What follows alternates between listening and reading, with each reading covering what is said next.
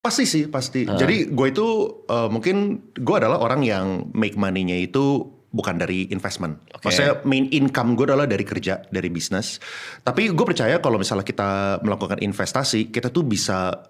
Gue pernah lakukan studinya juga ya. Jadi misalnya gini, misalnya kita invest, let's say 10% per tahun yang kita dapat rata-rata gitu ya.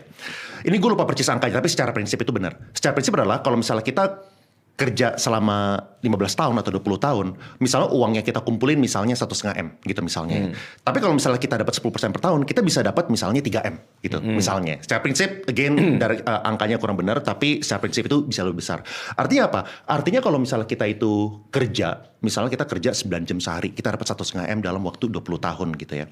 Tapi kalau misalnya kita investasi dengan kita dapat 10% per tahun, dari cuan investasi ini kita bisa dapat misalnya 2-3 miliar gitu. Itu kan sesuatu yang buat gue tuh nggak make sense. Nggak make sense kenapa? Soalnya kalau misalnya kita dapetin 10% per tahun, menurut gue nggak susah-susah amat gitu. Dan mungkin waktu yang kita luangin itu, kita butuh luangin misalnya 1-2 jam per hari, itu udah bisa.